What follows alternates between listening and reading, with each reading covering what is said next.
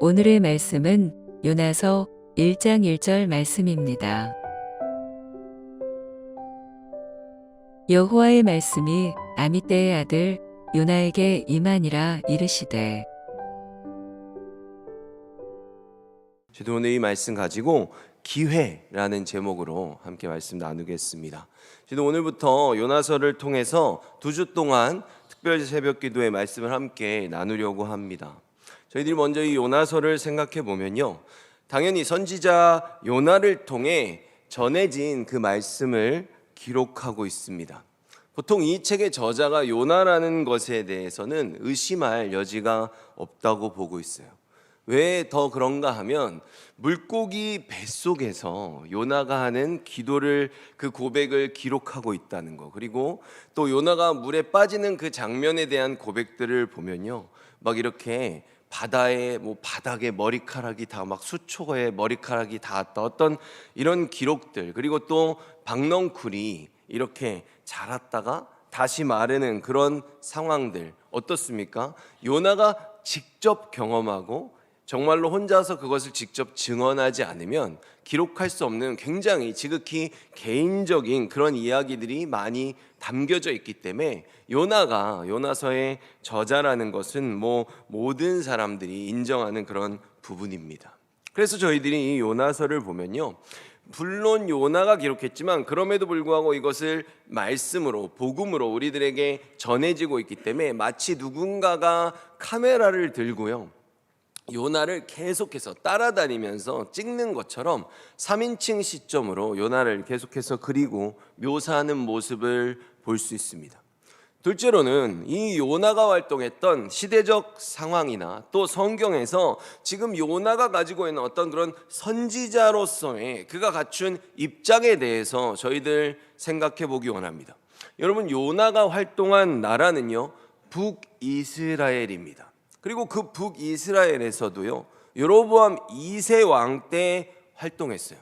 요나는 북이스라엘이요, 멸망하기 전에, 저희들이 보면 선지서가 많잖아요. 근데 이 선지서 중에 저희들이 주목해서 봐야 할 것이 무엇이냐 하면, 특세 기간 동안 바로 요나서와 아모스서와 호세아서입니다. 이 세 명의 선지자가 북이스라엘이 아수르에게 멸망하기 직전에 활동했던 선지자들이에요. 이 순서가 중요합니다. 요나, 그 다음 아모스, 그리고 호세아입니다. 분명히 이들은 활동 시기가 겹치고 있어요. 근데 오늘 저희들이 요나서의 내용에 나오진 않지만 요나의 활동으로 봤을 때 요나는 분명히 이 세 명의 선지자 중에 가장 먼저 활동을 시작했습니다. 이따가 말씀을 드릴게요. 먼저 저희가 성경을 보면요, 제가 요나, 아모스, 호세아라고 이렇게 말씀을 드렸거든요. 근데 제가 말씀을 드리는 순서와 이 성경에 기록되어 있는 선지서들의 순서는요, 언제나 같지 않습니다. 그런데 왜 이런 일들이 벌어지는가 하면요, 저희들이 생각해 보면 대표적으로 대선지서와 소선지서가 있습니다. 여러분, 대선지서가 있고 소선지서가 있어요. 근데 대선지서라고 하면은 보통 우리가 이사야, 예레미야, 에스겔, 다니엘 이렇게 얘기할 수 있는데요, 그 대선지서는 소선지서보다 더 대단한 선지자들이어 가지고 그게 대선지서일까요? 사실은 전혀 그렇지 않습니다. 모든 성도가 주님 앞에 동등한 것처럼, 우리가 모두가 하나님의 백성들인 것처럼 선지자들도 하나님의 백성들입니다. 그러면 왜 대선지서라고 부르고 왜 소선지서라고 부르는가 라고 하면, 대선지서가 책이 두꺼워서 그래요. 이게 정말로 아무것도 아닌 것 같은데 정확한 말입니다. 대선지서가요, 양이 많아서 대선지서예요. 그래서 대선지서를 구분하는 기준은 딱 하나입니다. 두꺼우면 대선지서고 얇으면 소선지서입니다. 그래서 여러분, 다니엘서는요, 두꺼워서 대선지서로 구분돼요. 그러면은 제 얘기를 딱 듣자마자 성경을 많이 읽는 분들 그런 생각을 할 수 있어요. 물론 저도 그런 질문을 했는데, 그럼 목사님, 제가 다니엘서는 대선지서라고 지금 말씀하시는데 다니엘서는 12장이거든요. 근데 그러면 소선지서로 되어 있는 게 스가랴서인데 스가랴서는 14장이거든요. 그러면은 목사님 말하는 게 좀 이상한 거 아닌가요? 라고 물을 수 있어요. 굉장히 좋은 질문입니다. 근데요, 그렇게 하지 말고 이 성경책을 장으로 생각하지 말고 장절을 다 잊고 옆으로 딱 봐가지고 잡아보면 돼요. 잡아보면 다니엘서가 훨씬 더 두껍습니다. 스가랴서가 14장인 건 상관없어요. 다니엘서가 훨씬 더 두껍다는 거죠. 여러분, 저희들이 갖고 있는 이 성경은 지금 장절이 굉장히 깔끔하게 잘 구별되어 있지 않습니까? 근데요, 절보다 장이 먼저 구분됐어요. 근데 그 장이 구분된 것도 저희들의 시간을 기점으로 약 800년 정도 되었습니다. 그리고 절이 구분된 시점으로 내려가게 되면은요, 종교개혁이 그 이후예요. 그러니까 1560년대나 가야 절이 구분되거든요. 그러니까 지금 장이나 절이 구분될 때는 대선지서, 소선지서를 나눌 때가 아니었다는 거예요. 그래서 그냥 뭐가 대선지서인가? 그럼 다니엘서를 기준으로 다니엘서까지가 대선지서니까 다니엘서보다 두꺼우면 대선지서고 다니엘서보다 얇으면 소선지서입니다. 성경 옆으로 구분한다는 거예요. 근데 지금 말씀드린 것처럼 이 요나서는요, 다니엘서보다 얇습니다. 그래서 소선지서예요. 그리고 지금 저희들이 기억해야 되는 건 뭐라 그랬습니까? 북이스라엘이 멸망하기 전에 활동했던 3명의 선지자, 요나, 아모스, 호세아를 기억해야 됩니다. 그런데 말씀드렸듯이 이 요나서의 내용만 보잖아요. 그러면 요나는 북이스라엘의 선지자거든요. 근데 이 내용을 보면 표면적으로는 요나서의 내용은 북이스라엘과는 아무런 상관이 없습니다.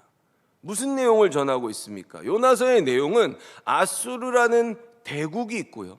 그 아수르라는 대국의 수도인 그 니느웨의 심판과 멸망을 그것을 예언하는 내용을 다루고 있기 때문입니다.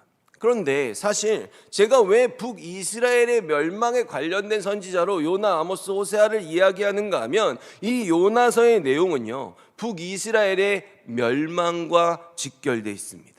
왜냐하면 요나가 예언을 함으로써요, 이 아수르가 하나님이 요나를 보내셨을 때요, 아수르는 거의 무너지기 일보 직전이었어요. 굉장히 강력했었거든요. 그런데 여로보암 2세 때 아수르가 맥을 못 춥니다. 그래서 지금 죄 짓고 멸망하기 직전이었어요. 근데 가만히 놔두면 멸망할 수 있는데 하나님이 그들에게 요나를 보내서 죄를 회개시킴으로써 그 아수르를 강하게 일으키십니다. 그래서 다시 강대국으로 일어서는 그 발판을 이 요나를 통해 마련하시는 거예요. 왜 그랬을까요? 왜 이게 북이스라엘의 멸망과 관련이 있습니까? 하나님이 그 넘어져가는 아수르를 요나의 대언을 통해서 세우신 다음에 그들을 회초리로 쓰시려고, 그래서 그 강대국을 통해 이스라엘을 채찍으로 치시기 위해서 이들을 세우시기 위해 요나를 사용하셨기 때문에 바로 이 요나서는 북이스라엘의 멸망과 깊이 관련이 되어 있는 것입니다. 그래서 이 요나서를 겉으로만 이 내용을 보면요, 철저히 이방인들인 그 니느웨 사람들을 구원한 내용으로 볼 수 있죠. 그러나 좀 더 큰 그림으로 보면 어떻게 된다는 거예요? 하나님께서 이 말 안 듣는 북이스라엘에게 주신 이제 그 마지막 기회를 이제는 저버리고, 얘네들 이제는 안 되겠다. 내가 더 이상 당근을 줄 시간은 지났어. 이제는 채찍으로 때려야 되겠다. 안 되겠다. 그래서 이 시간이 이들에게 필요해. 돌이켜야 돼. 라는 마음으로 하나님이 그 마음을 바꾸시면서 이 요나를 부르신 것입니다. 그렇다면 여러분, 과연 요나는요, 이런 하나님의 마음을 알았을까요? 몰랐을까요? 근데요, 결과적으로 요나가 한 행동을 저희는 알고 있잖아요. 그걸 알고서 요나를 보면요, 여러분, 만약에 요나가 이런 하나님 마음을 전혀 모르잖아요. 그럼 도망 안 칩니다. 도망칠 이유가 없어요.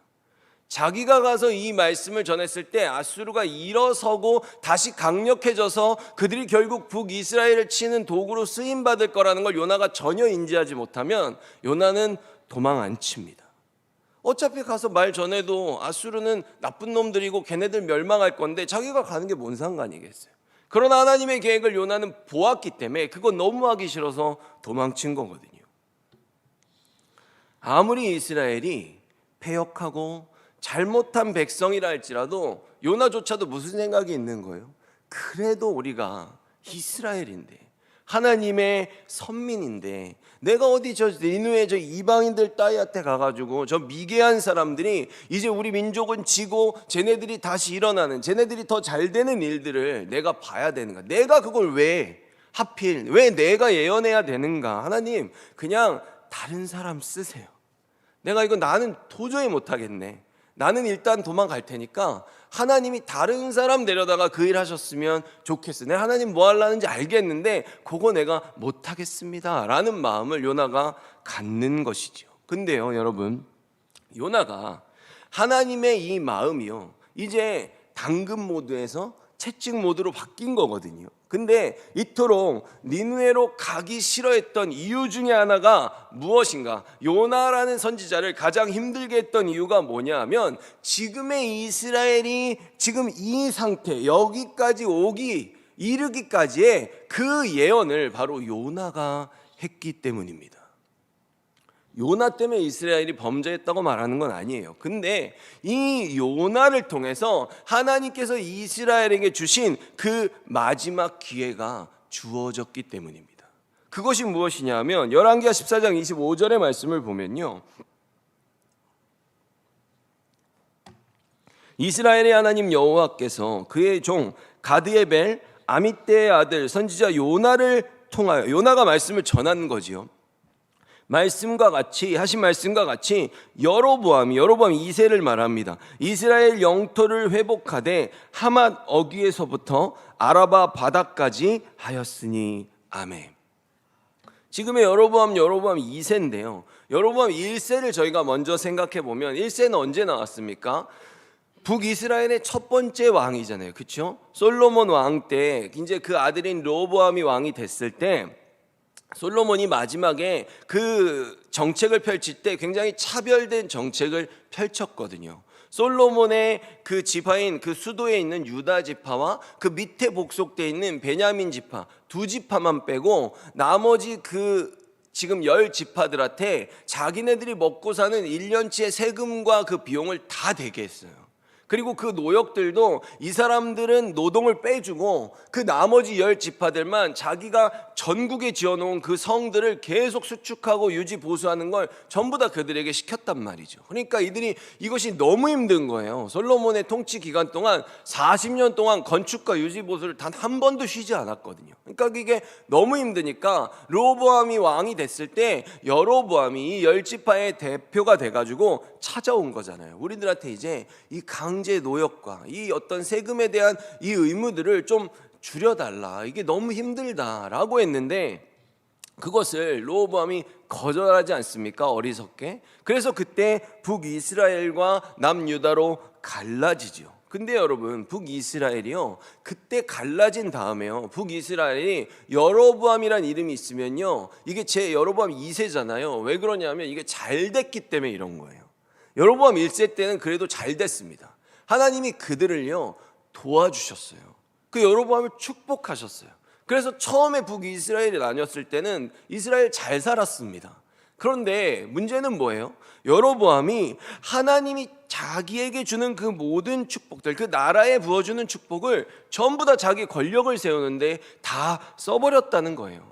자꾸 사람들이 그 성전에 가서 예배드리니까 그거 못하게 하려고 자기들의 성전을 따로 지었고, 거기다가 또 하나님을 세운다고 하면서 금송아지 만들어가지고 금송아지 그 산당에 세워놓고, 제사장들 레위지파 뽑아야 되는데 아니에요, 일반 백성들 아무나 세워가지고 거기다가 그냥 다 제사 드리게 하고 예배 드리게 하고, 그런 일들을 하나님이 도와주셨는데 그 힘을 자기에게 모으는데 사용했다는 거죠.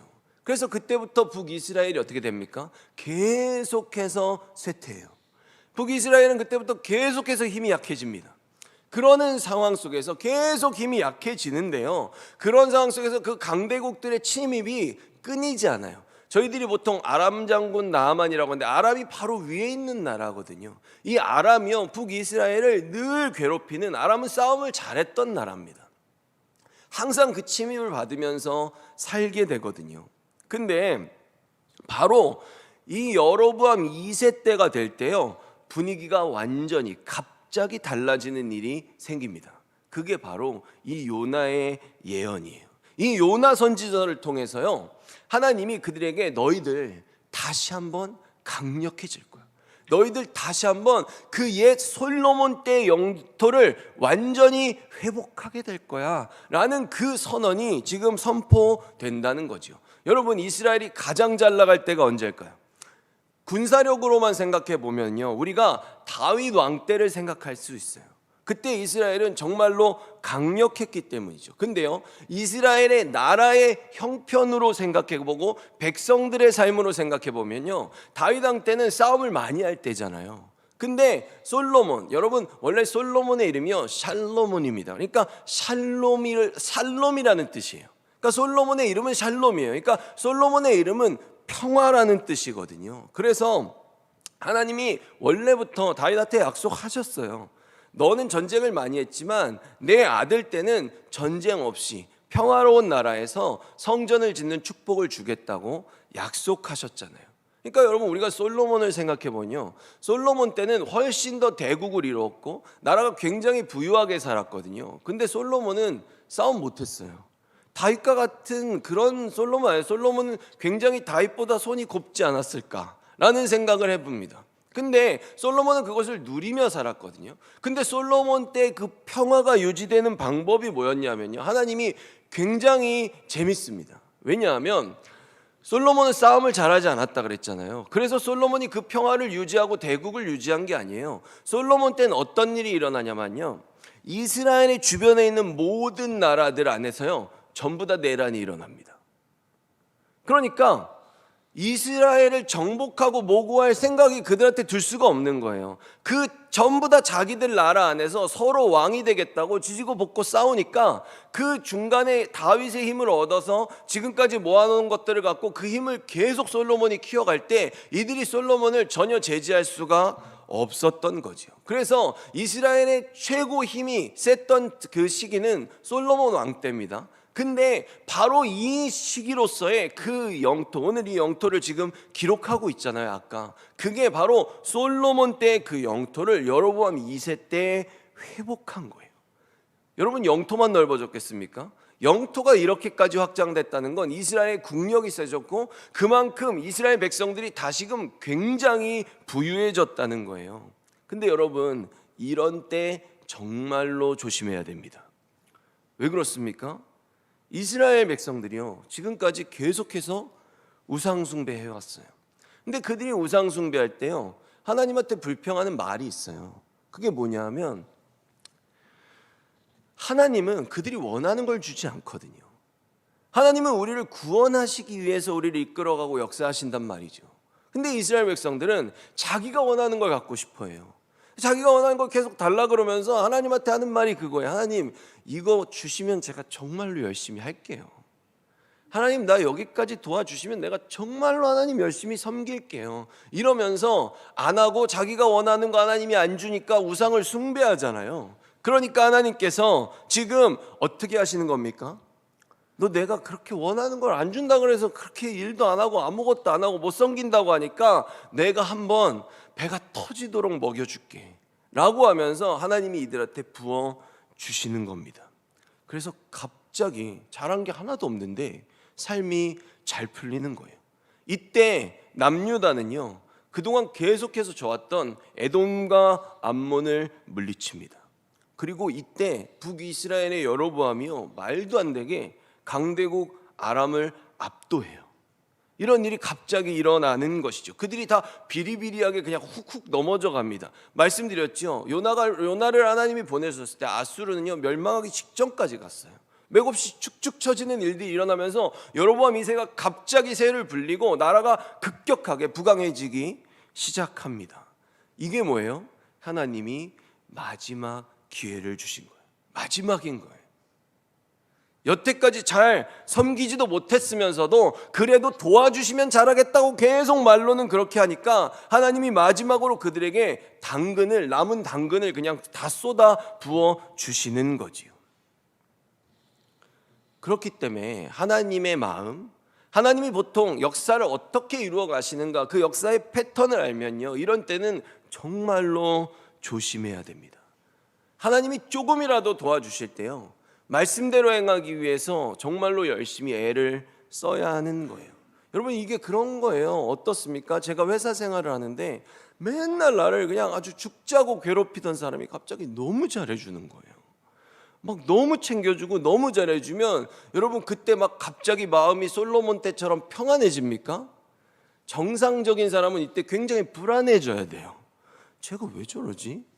내가 오늘 잘리는구나, 이런 생각들이 우리한테 들 수밖에 없는 거거든요. 근데 지금 하나님이 여로보암 2세 때 이 요나 선지자의 말씀을 증거함으로써 이들에게 이런 일이 지금 일어났다는 거죠. 이스라엘 굉장히 부강해졌습니다. 근데요, 여러분, 이렇게 이스라엘이 부강해졌는데요, 이들의 멸망을 예언했던 바로 이 사건이 있은 후에 요나가 니느웨로 가서 아수르를 세우면서 이들에게 말씀을 전했던 아모스와 호세아서의 말씀을 보면요, 이 이스라엘 때 여로보암 2세 때는요, 나라가 이렇게 부강해졌는데요, 북이스라엘의 그 어떤 시대보다도 더 가난해지는 백성들이 극심하게 늘어났던 시기입니다. 어떤 상황입니까? 하나님이 그들에게 그렇게 넘치도록 부어주면 더 잘 섬기고요, 더 잘 믿겠다고 말했어요. 그래서 마지막 기회로 엄청나게 당근을 부어주셨습니다. 근데요, 그들이 그 당근을 결국 하나님을 위해서가 아니라 기회가 왔어, 드디어 때가 왔어, 이러면서 더 자신의 배를 불리기 위해 오직 자기 자신만을 위해 사용한 것입니다. 더 악한 자들이 되어 버린 거예요. 그래서 여러분, 이 요나서는요, 저희들의 성경에는 번역이 되어 있지 않거든요. 근데요, 사실 이 요나서가 그 다른 모든 선지서들과는 다르게 요나서만 갖고 있는 굉장히 특이한 특징이 있습니다. 그게 뭐냐면요, 요나서는 원래 접속사로 시작해요. 우리의 성경을 보면 그렇게 나와 있지 않아요. 그러나 요나서는 구약의 모든 선지서들 중에 유일하게 접속사로 시작합니다. 우리의 1절의 말씀을 보면요, 여호와의 말씀이 아미떼의 아들 요나에게 임하니라 라고 되어 있죠. 근데 본래 이 앞에 접속사가 있어요. 근데 여러분, 제가 한번 글을 쓴다고 생각해 보세요. 제가 쓴 글을 여러분들이 한번 읽어본다고 생각하세요. 근데 제가 글을 썼는데요, 그 첫 번째에다가 그러나 이렇게 하면서 제가 글을 쓰는 거예요. 첫 번째 편지를 받았는데 그러나 이렇게 하면서 편지를 쓰는 거예요. 그럼 이게 무슨 뜻입니까? 이 앞에 이미 그 편지보다 이 앞서서 분명히 제가 무슨 말을 한 게 있다는 것을 뜻하는 거잖아요.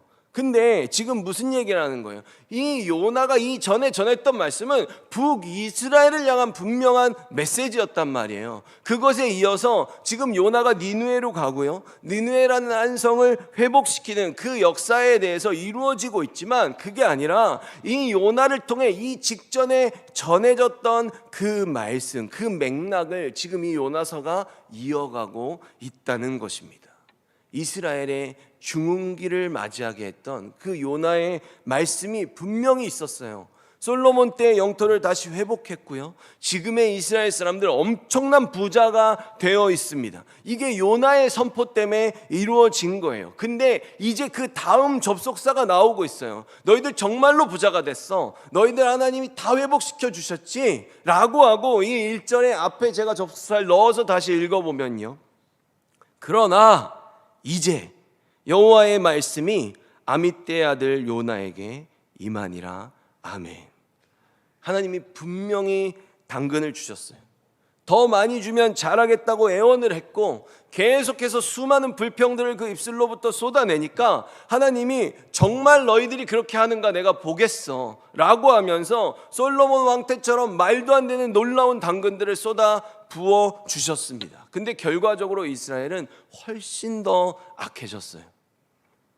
그래서 하나님께서 이제는 당근 말고 당근으로는 안 되네, 라고 채찍으로 그 마음을 바꾸신 것입니다. 그래서 그 첫 번째 그들에게 당근을 쏟아부어 주실 때 그들에게 예언했던 그 중흥기를 맞이하게 했던 그 요나를 다시 부르신 거예요.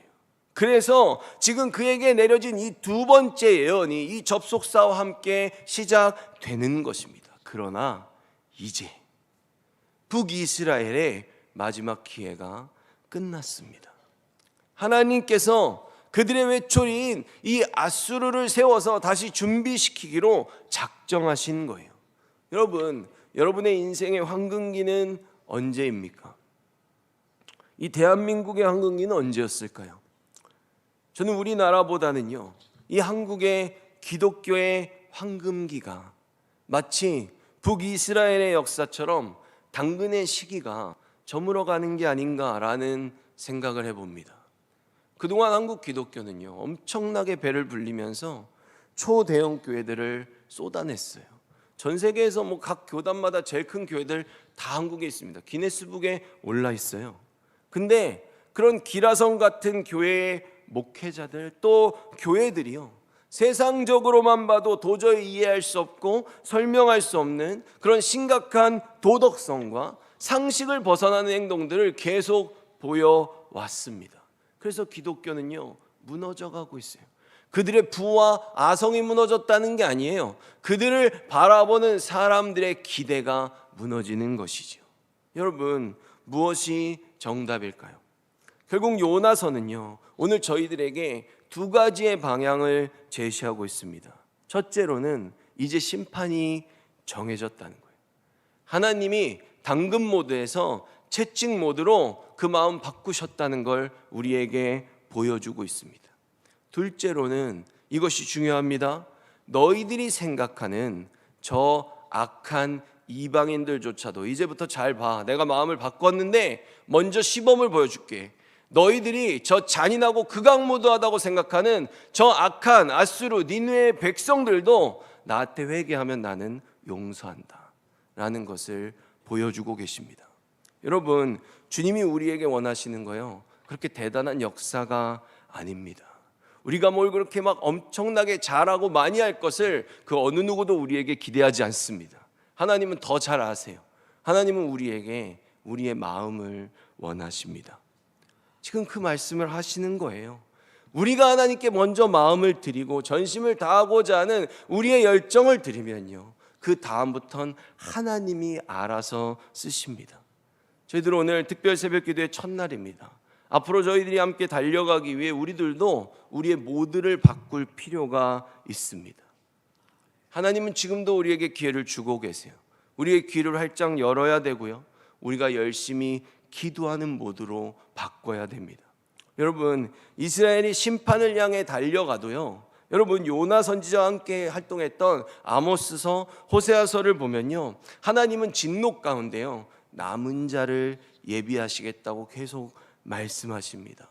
무슨 얘기입니까? 아수르를 보여주시면서 지금 채찍을 준비하고 채찍으로 때릴 거지만 그럼에도 불구하고 돌이키면 나는 너를 용서하겠다고 계속해서 얘기하시는 거예요.